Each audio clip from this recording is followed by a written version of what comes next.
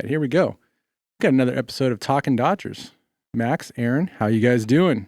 Good, my man. Doing great. It's a great Saturday.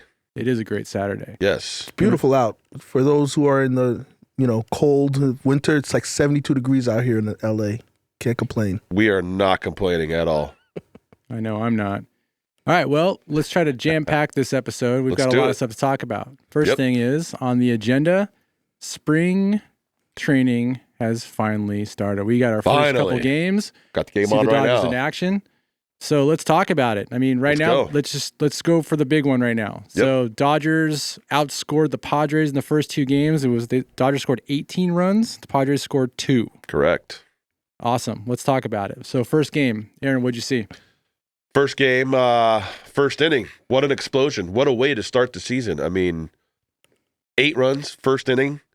I think the first 7 batters, if my memory serves, it's a couple days ago now, it's first 7 batters reach base. Yep.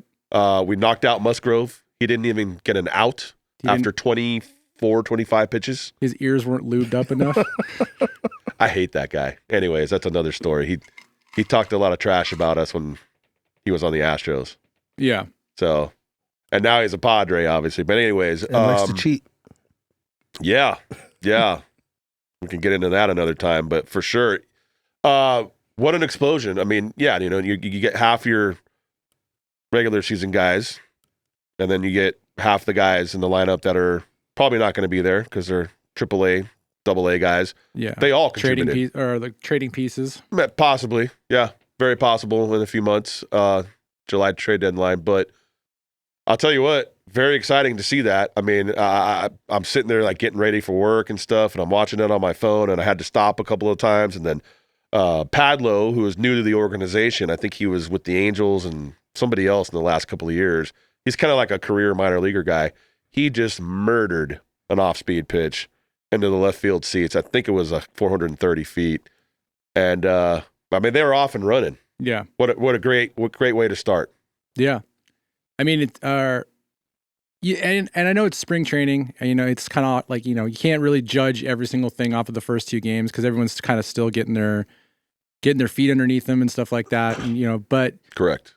Isn't it normally like pitchers are normally ahead of the hitters in the first game because the pitchers and catchers show up earlier? They are, yeah. No, it's the other way around. The hitters are ahead of the pitchers. It depends on who you talk to, I guess. I think if you talk to old school baseball guys, like I remember Rick Monday the other day, I was catching some of the telecast on my drive, actually, just listening to it. And he was talking about usually pitchers are ahead of the hitters. So I think it all depends. Yeah, they say the hitters are always ahead because right now the pitchers are kind of like they're experimenting, they're getting into the groove, trying to get their arms back. They're trying to get they need the 4 to 5 starts. As you get closer to the end of spring training, they're really honing in on their repertoire and stuff like that. So and their bullpen sessions are dictating a lot of that, not even in actual gameplay because they're only pitching 1 inning, maybe 2. Right. Yeah. But yeah. I think a lot of good stuff. I'm not even a Dodger fan, but if you want to come out with a bang and be like, put everybody on notice, especially after all the hype of the offseason. Especially against the Padres, you guys really got to explain to me this hatred of the Padres thing. Well, we don't really hate them. They hate us more than we hate them. It's almost like they hate themselves, though. It's kind of they're like the little brother. Okay. I understand that. It's with the Red Sox, Yankees. You guys had that thing over the Red Sox for years. So. Yeah, but it's different, though, because the Dodgers have always had the Giants. And so the Padres... That's our true rival. Yeah, the Padres, they've been looking for somebody for, it's really just the Dodgers. They can really go after the Dodgers. And so they're they're right down the street. Gotta. And they're a GM, or maybe he's VP of operations now, kind of like Friedman. He's from LA. He grew up a Dodger fan. So...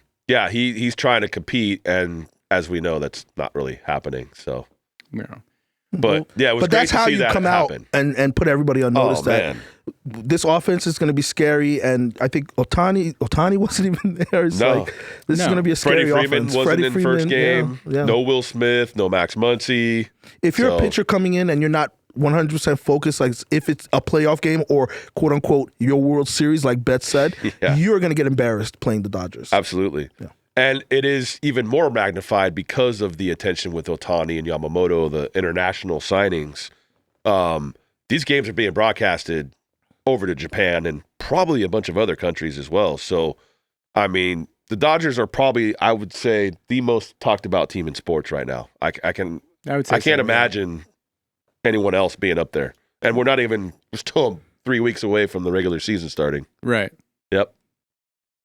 Well, I mean, if you're going to start a preseason, start it by scoring 18 runs. Exactly. Against your wannabe rivals. Wannabe rivals. I like how you put that. Let's talk about the next topic we got going on. Let's go. So, Gavin Lux, finally back. So, yes. First game back since, destroying his knee.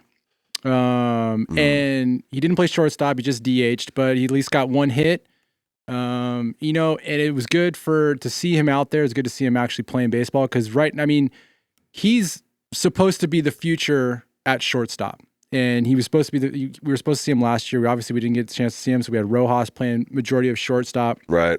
Some Chris Taylor. And that's really not the excitement you're looking for in that position. You're looking for, potential. Someone who's who you think can be an actual all-star, can be a franchise changer. And that's kind of what the Dodgers banked on with Lux. I mean, that's the reason why 100%. They didn't keep the other two fabulous all-stars we had prior to that, and they let them walk to go to other teams and stuff like that because they had Gavin Lux has been sitting Which there. was a bold move, by the way. Yeah. You let Seager and Trey Turner go, two all-stars. I get Trey Turner. Seager still bugs me because he came up in your organization. I know. But you had Trey Turner sitting there, and then you also had Gavin Lux sitting there. And then, the Dodgers probably thinking in the future. They were thinking, we're going to go for Shohei. We need that money. Whatever the case is. It makes sense if you think about it. I mean, for me, with Lux, he's the more dynamic option at that position. Right now, out of those three? Yeah. Out of the newer options. Out of the newer options, yeah. A Rojas or Chris Taylor. Yeah. He's younger, he's a more explosive hitter. Yeah. And he's an athlete. He can run for days. Well, we hope he still is an athlete. Well, we'll see. Yeah, we haven't seen him yet. Yeah. Obviously, been able to stretch it out from first to third or first to home or anything. But that will be the true test. But I guarantee you he's been doing that.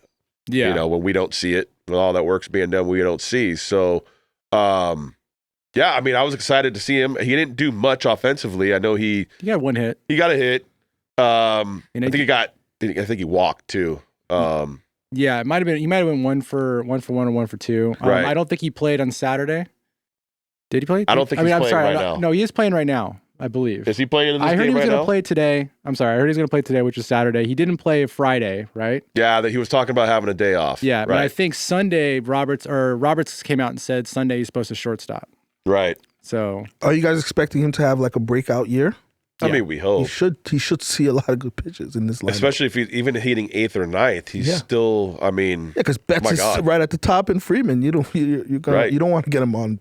No. Walk him or anything. I mean, I don't want to throw out a bunch of crazy numbers what I think he can do, but I mean, 2 years ago he hit around 240, 250. He didn't show a lot of power, but he doesn't really necessarily need to. I think for him... He bulked up this offseason, though. Yeah. Oh, yeah. Yeah, I heard he was training with Ohtani, too, so that probably is going to help him. I mean, hey, we'll take 12 home runs from Lux and 50 RBIs, and for me, it's a solid defensive thing because I know he's had issues with throwing, and then we got to see his lateral movement from side to side, how that knee's going to be able to...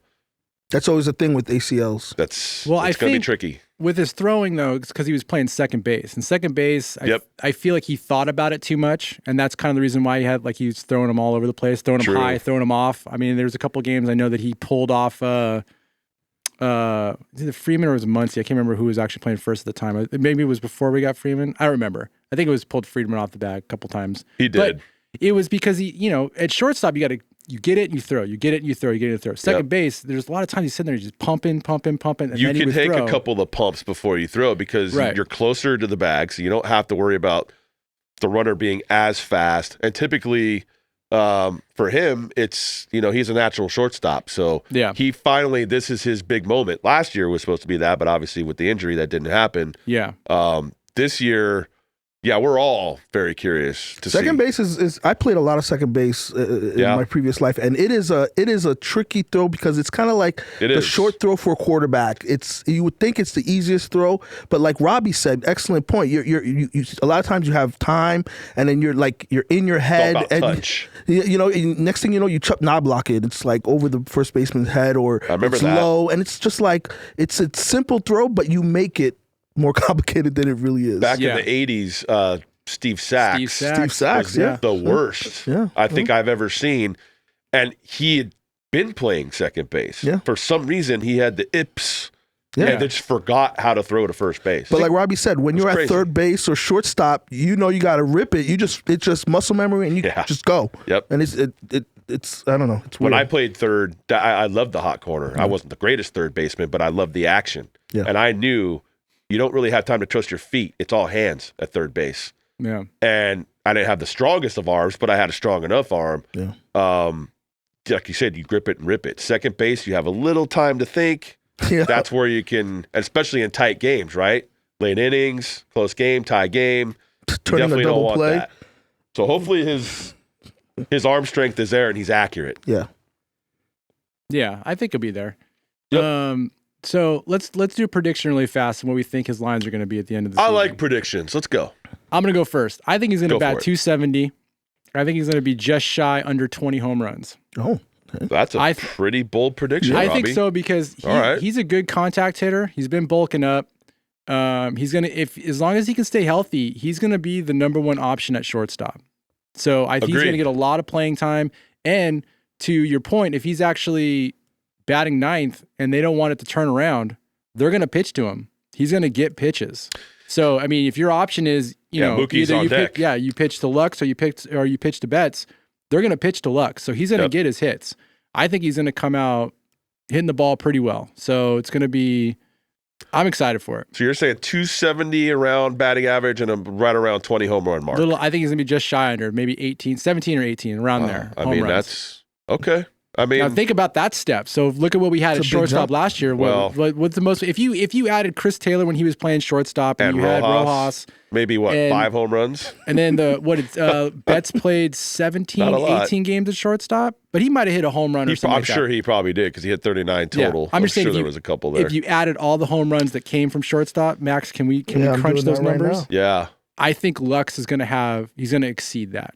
I like that, Robbie. I like it. I mean, I won't go as bold as 270, but if 250, 260, 12 to 15 homers, 55, 60 RBIs, what I'd love to see is obviously with that knee, with his speed, or hopefully he still have that. Triples? Well, I mean, triples would be great, but more like stolen bases too. Yeah, now that's I bet you they don't have him steal a lot. I bet you they're gonna let him, because I think this season's still rehabbing for him. I don't think he's gonna try to stretch a lot of things out, which is kind of maybe one of the reasons why he might be swinging for the fences a little bit more. I mean, we'll take either, right? We're gonna take we'll take the dingers, we'll take stolen bases, high on base percentage. Hopefully he gets a little bit of walks here and there. I don't think he's, as a lot of left-handed hitters, as you know, very susceptible to the pitch up and the pitch down. A lot of off-speed stuff down. So down and away. Down and away or down and in. So if they can lay off that stuff, and who knows, right? With the lineup that we have, with Mookie hitting, top of the lineup and back, and Lux hitting ninth, he's probably going to see a lot more fastballs. I don't think he's going to get too many off-speed pitches in the dirt because the pitcher's going to want to stay ahead of him. Because you don't want Lux on base with Betts, right? Who, he had over 100 RBIs last season. That's right. 39 homers, 107 RBIs, hit over 300. So, I mean, I'm thinking, we got a double there. Was that Teoscar? Sorry, in-game analysis. It's not looking good. It's all right. So, Max, did you have those numbers? 4-1. Give me a moment. Okay. Yeah.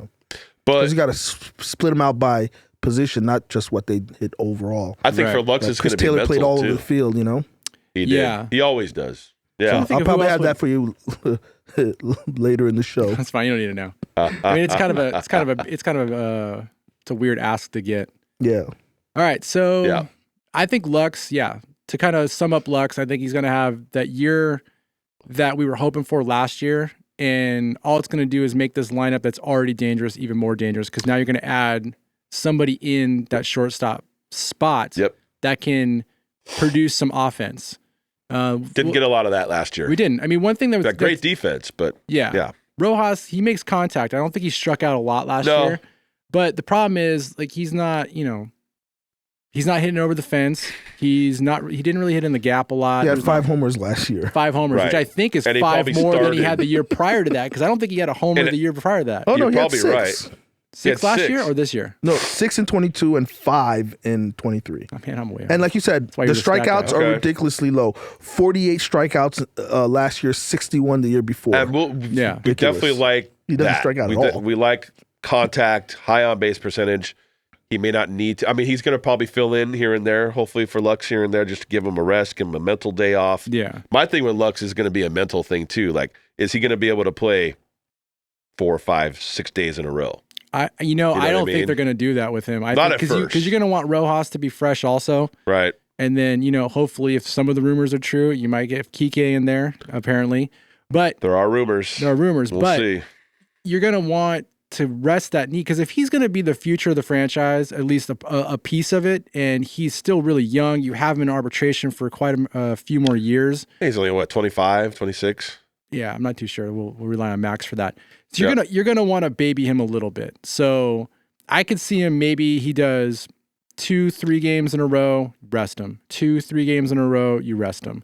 I think that's probably what's going to happen. And also it's going to depend on what stretch they're in. If you're playing like 10 games in a row or something like that, you're going to rest them maybe a little bit more, as opposed to, maybe you got 3 games in a row, then you got a day off, then maybe he might play. There's an off day, like on that, they have a 3-game series, they have Thursday off, so maybe rest him Wednesday, Thursday, have him start the Friday night game or whatever. Sure. Yeah. So Rojas' birthday is actually today.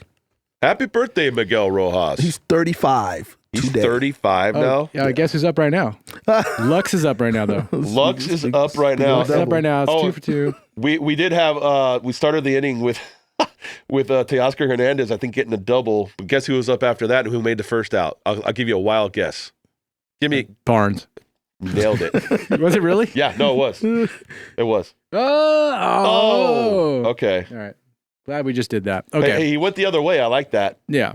For a lefty, he went to the left side of the He hit it so hard, the third baseman bobbled it. But he still got out. All right, so I think we're done with Lux. That's our in-game analysis right now with Lux. He grounded out to third base, by the way. Yeah. All right, so let's move on. So next topic is the 5th starter. So a couple episodes ago, we talked about what the rotation could look like, and we basically took Emmett Sheehan and we put him in the 5th spot. For now. And I think it's because of what happened last year. He, out of all the rookies that came up, he was the second best behind Bobby Miller. Yep. He did have a game that he flirted with the no-hitter for a little bit, so we figured he was the 5th spot. I remember that. Really fast. Let's just go over the 4 in front of him really quick before we start talking about the 5th spot. So let's do it, Robbie. You got Glass now. You've got Bobby Miller. You've got, obviously, Yamamoto. Yep. And then we're talking about Paxton, right? Walker Buehler. Buehler's not going to be ready in the start. Buehler, the spring training, he is not going to be available. You have a whole other starting rotation that's going to be slowly coming in through the year. That's true. That's a good way to put Buehler, it. You got May, you got Kershaw, you got another top 3. As long as they're ready for the playoffs. We basically have 2 starting rotations right now. Yeah. That's ridiculous. What could be Yeah, what a bummer. Shout out to Doug McCain at the Dodger Nation. He would say an embarrassment of pitches. They say you need 6 to 8 always, right? Right, but we pretty much have like 10. Yeah. That is ridiculous. And I'm thinking Yamamoto's probably going to do every 6th day for maybe the first month or 2 to get him acclimated and then bring him in kind of like the Mets did for Kodai Senga last year. I still think they're going to go 6-man. It doesn't make any sense to go 5, but I'd be cool with the 6-man. I would be too. I don't understand why they have to come out and just commit it. It's an arms race. Let's go. All right, so we got our 4. So let's talk about the 5th really fast. Yep. So we had Sheehan penciled in, with pretty thick lining. Sure. That we thought he was the 5th starter. But now you got some performances that are coming in spring training. Let's see. We got, who are we talking about here? Gavin Stone? Well, Gavin Stone, Gavin first Stone. off, he pitched the first game. Yeah, he looked great. Gavin Stone and Michael Grove pitched the first game. Yep. Grove, I think, they both looked really basically did the same, right? Stat-wise? Yeah, they both didn't give up much. Yeah. And I know. Padres didn't score much the whole game, No. so it might have been a little easy for him. Yeah, Stone had a couple of strikeouts. He went from a 2.5 pitcher guy, pitch guy last year.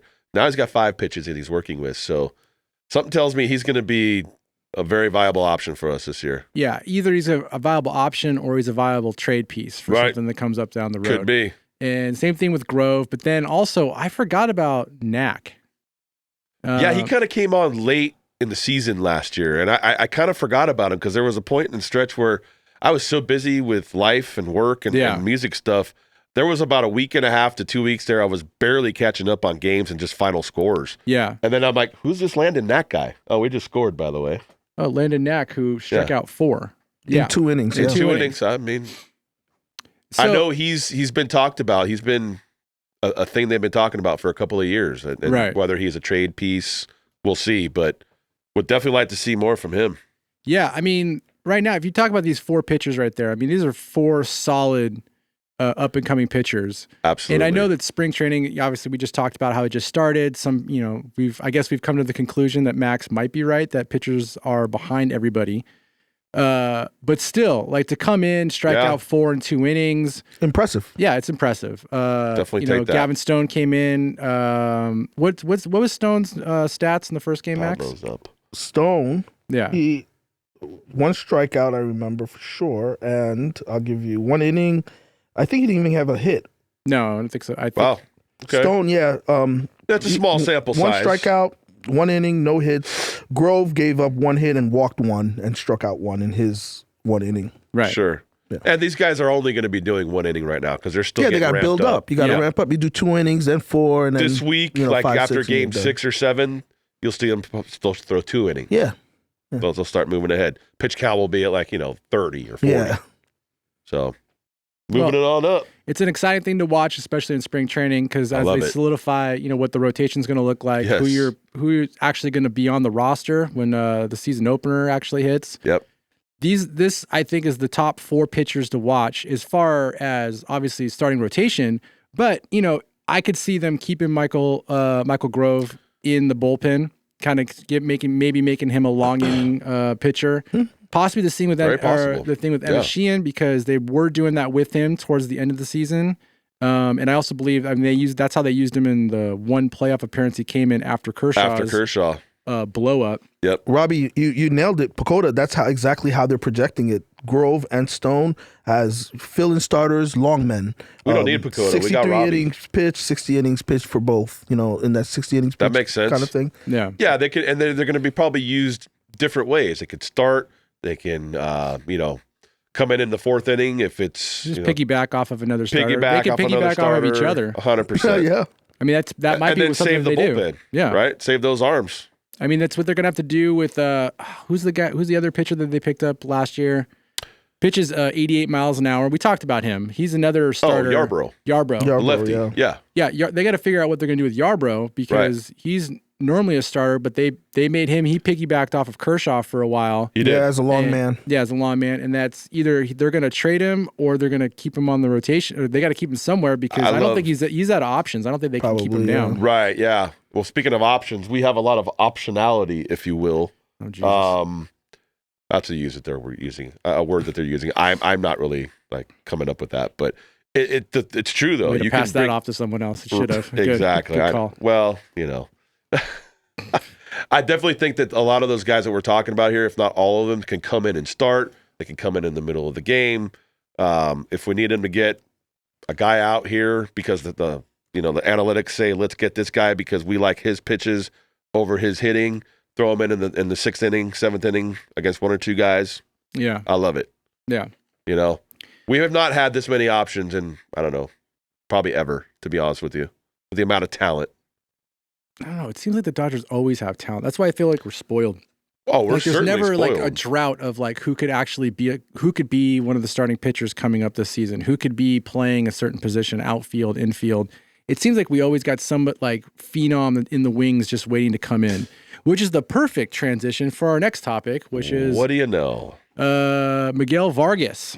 All right, so let's move on to Miguel Vargas. Let's get to Vargas. So Vargas had his shot last year at second base, and he didn't get it. Max, what was Vargas' stats last year, really quick? If you could pull that up. It was not impressive. I'm pretty sure he was under 200. Didn't he come in as He was a starting second baseman. He won the job at second base. Hot prospect. Yeah, but we talked last year he in 256 at bats. He had 50 hits, 7 home runs. He batted 195, 32 RBIs, 3 stolen bases.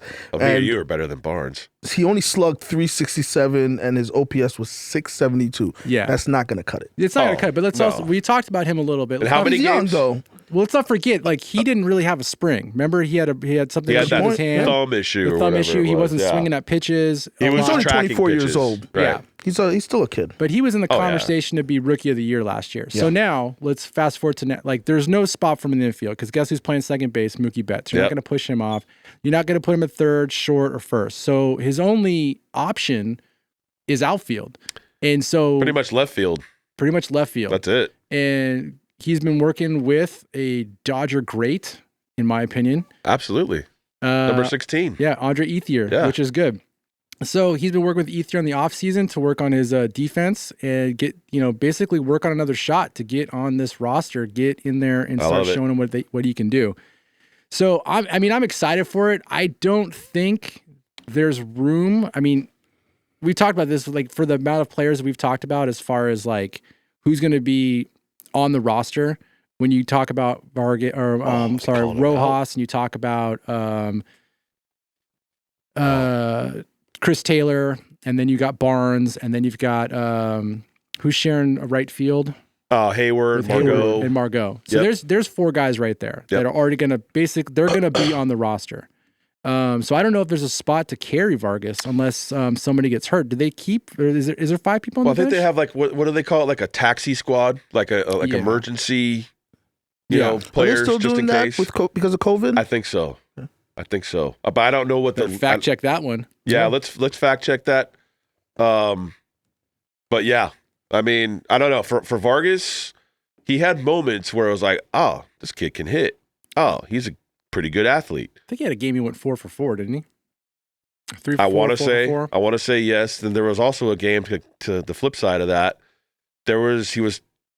He forgot to cut off the throw from the outfield, and he let the ball go in to like the pitching mound. The catcher had to come up to the pitching mound. I think it was Will Smith or Barnes, and a runner ended up scoring. He just looked kind of disinterested. And after that, I think it's pretty much his downfall. And then he got sent back to AAA, and then he was done for the rest of the year. He didn't get a call up again. Yeah, I think there was a hustle thing there. He pissed a lot of people off. You think that's what it was? Was it? Because I don't. It was probably a combination of things because he wasn't hitting very well. But I remember that play explicably. I don't remember who it was against, but I remember just because we played it. It's like, how did you not even try to cut that ball off, dude? I mean, I understand sometimes depending on your runner and your scouting report, if you're not going to cut the ball off, let it go through. I get it, but typically you want to cut the ball off. So, I don't remember that game. I saw. I don't remember who was against though. That's the problem. Probably May-ish. So less than a year ago, but yeah, I'm getting older now. Memory's not as great. I forgot what you already said. What did you just say? Anyways, so Vargas, I mean, optionality, left field. Let's see. I mean, maybe Ethier can pull some magic out of his hat and he'd be another option for us. And if somebody goes down with an injury, which inevitably, it's going to happen. Yeah. Maybe he makes the team. We'd love to see the homegrown guys stay. We don't want to have to ship them out. Yeah. So you think it's left field though? Yeah, from what I've heard, it's just left field for now. I mean, maybe they're working with him when we don't see it, when the cameras aren't on, and the backfields, and maybe he's right field. I definitely don't think it's center field. I think center field is definitely locked down by Outman, and Margot can also play center field. That's one of the reasons why we got Margot, too. It's mostly for his defense, not really his hitting. Right.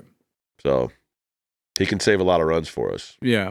Well, it's another person to watch as far in spring training because – out of all these guys that we see coming up, he obviously is probably one of the most well-known as far as like talent on at least offensive and defensive High wise. profile, for High sure. profile because of the stuff, the press and everything that he got last year and then the hype of last year. Yeah. If he can somehow get back to that form that he was before, obviously, the start of the season or even the start of spring training really last year. Yeah. And I mean, it's just another future option unless the goal is to build him up, and trade him. But one of the things that they have in the outfield is really only one long-term locked-in position right now, which is Outman. Yeah. Everybody else you have there is just 1-year contracts. Exactly. Yeah. Outman's going to be there on a rookie deal, I think, for another 3 years. Hayward's a 1 year. Yep.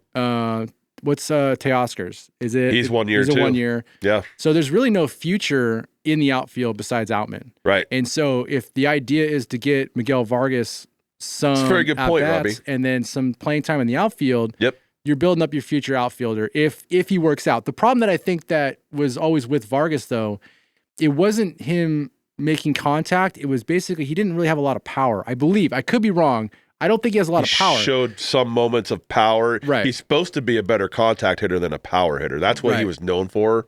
But I in don't the think you minors. look for that in your outfield. I don't think you look for your contact hitter in your outfield. We have I think so you much look for your power in the your first outfield. 5 or 6 positions or first that's true. batters. Yeah, that's true. Yeah. But don't forget, I mean, we'll take it, of course. You took a power outfielder and you moved him to second base, and second base isn't known for power hitting. So True. don't forget Aaron's future tattoo. He's still there too. Yeah, he's off on a bang start, right? Yeah. So The C is already prepared for Chris. It's getting there. The tattoo gun is getting like charged up right now. So I didn't see any changes to the extra man kind of rule. Oh, the taxi squad? Yeah. So that's not a thing right now? I don't think they're canceling it. I'm still looking through. it is a Okay. thing. Yeah. Still they a thing. Okay. Okay. Well, that's good to know. I mean, they should makes keep it because there's so many games in a regular season, anyways. And one of the complaints is that there is so many games. Yep. Make it so it's an option. It's a lot easier to switch people in and out so that you can rest them. So I like that. Yeah. Yes, I definitely like that. I think they should have had that years ago. But yeah. Well, All right. So Vargas, hopefully you make it, bro. Hopefully you stay a Dodger because you're homegrown talent and he is a good hitter. He still has options. So. I'd like to see him make some noise this spring. I mean, this is only game 3, so let's see what happens. Yeah, it would be good because if like what we talked about is the outfield. I mean, if there's a doubt of any position right now, it's it's right field and it's left field, and in the infield, obviously shortstop with Lux, but then Max Muncy's only got like a 2-year, right? He's a 2-year, $24 million deal. Yeah, Correct. but everybody else he got locked in pretty much for a while. So yeah, Freeman's there another like 3 or 4 years. Mookie like 7 or 8 more years. Yeah. Something like that. But then you also got Will Smith, who's also still arbitration rookie. So He is, right. And there's talk about signing him here. Just get it done this year to that way to solidify it. I think with know what I mean? this year, I mean, let's jump to Will Smith really fast because I think we covered enough on Vargas. I think this is going to be the deciding factor in Will Smith and what they're going to do with him because, like we talked about in one of the other episodes, you can't rest him really anymore because you're not going to put him on DH. You got Ohtani. You're not going to. Before you had JD Martinez, you had Max Muncy, and you had Will Smith. There's kind of like floating. Those are the 3 people that floated. I mean, obviously your primary was JD Martinez, but JD Martinez is known for he's injury prone. So you had these options. You always wanted to rest him, or he was on the IL. So you were able to shift Will Smith into that role, into that position. Correct. He's gonna have to play a lot more catcher this season. And so you're going to see how long he can actually last. And if your option behind you is Barnes, that's not a viable offensive option to have. Now, granted, now you have the offense that you can maybe live without Will Smith for some games and stuff like that because he's going to need time off. Let's face it, because knees in general, you're crouching like that for a total of an hour and a half to 2 hours pitch time. And then you're batting. Yeah. What if you have to run the bases? What if he gets 2 doubles? He's got to run the bases. And so, I mean, but this was like the second or third season in a row where Will Smith started off pretty hot. And then halfway through after the All-Star break and everything, he started fading away because he did. I mean, correct me if I'm wrong. Well, he got hurt too. He had that concussion, and I think that was 2 weird. or 3 weeks into the season last year. So that derailed him. He only ended up hitting 19 home runs, and as we know, he's typically 24, 25, 26. Is he? Oh, yeah. No, okay. Oh, yeah. 24 and 22, and 25 and 21. Yeah. Yeah, it's a hard position to kind of stay fresh, and especially now with a lot of performance enhancing out of the game. Right. You know, the days of Mike Piazza and Pudge Rodriguez hitting from May to August is gone for a catcher. It's hard. It is. There's a lot of wear and tear at the position. Yep. Yeah. And they don't have time to get all the analytics like the other positions, because they have to work on the pitching staff. That's right. Before the game. They gotta watch film. They gotta get they gotta pitching coaches. They gotta focus on that. And they get a few minutes compared, for scouting push for hitting compared to position players. So it's a very tough position to hit for. It's a very positively for. Fulfilling position at the same time, because you're always around what pitch is being thrown. First off, and guys trying to steal. You got so much going on in your head. The catcher's got to be one of the smartest, if not the smartest guy on the field. Yeah, a lot of them become managers. He's at the quarterback. Yeah, a lot of them become managers, and a lot of very successful World Series teams have had great or solid hitting catchers. Absolutely, and it's such an advantage that the Dodgers have a guy like that.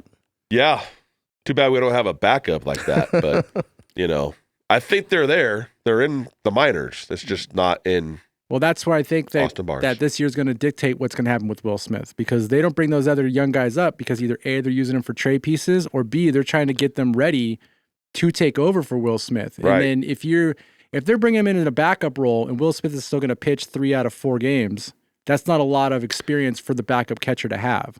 Well, right. And the thing is, too, as far as we know that Barnes is pretty much only there. I mean, of course, they're going to say he's a great teammate and blah, blah, blah, blah, blah. And you know what? He probably is. But he's there mostly just because of Kershaw. Kershaw's not even going to be ready for another 5 months at least.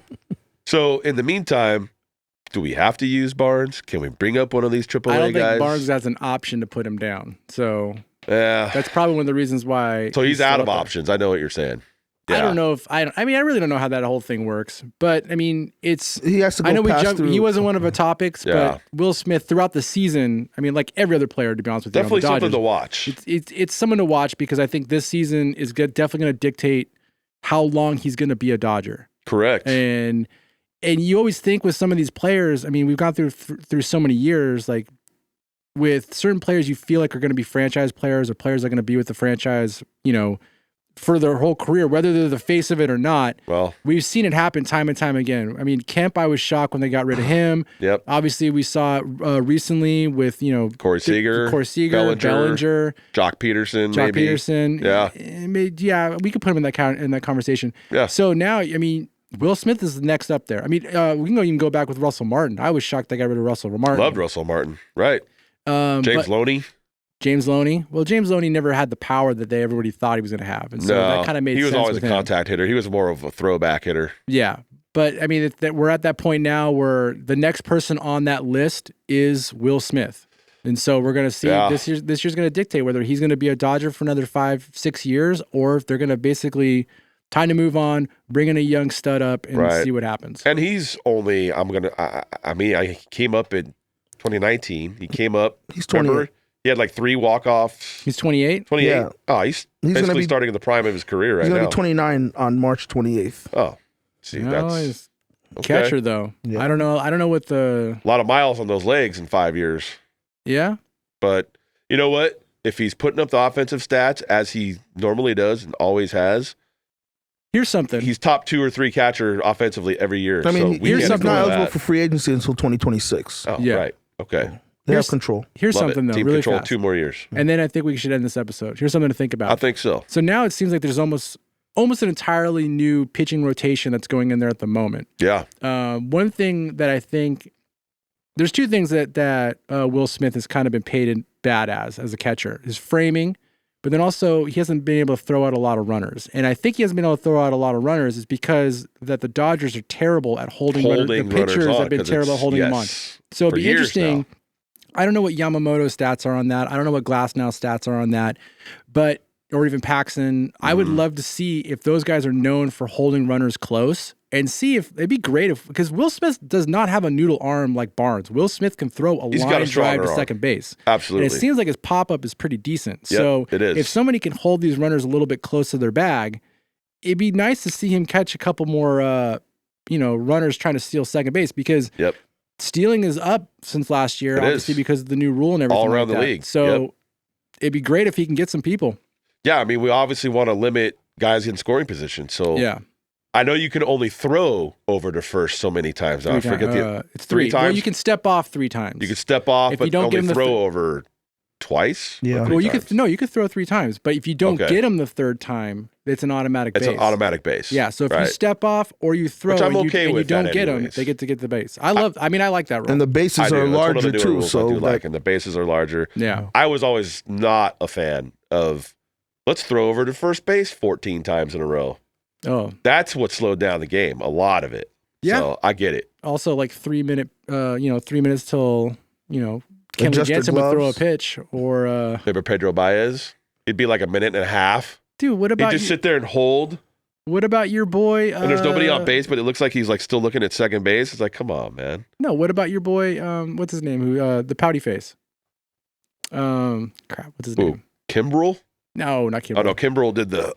No, pouty face. Pouty face. You love him. He was from Boston. He's one of the relievers. Shit, what's his name? Oh, Joe Kelly. Joe Kelly. Yeah. Joe Kelly would take forever to throw a baseball in the playoffs, man. He'd sit there and hold. That's a mental thing with him. I know it is. That's why pitchers do that. Doesn't have that option anymore. All right.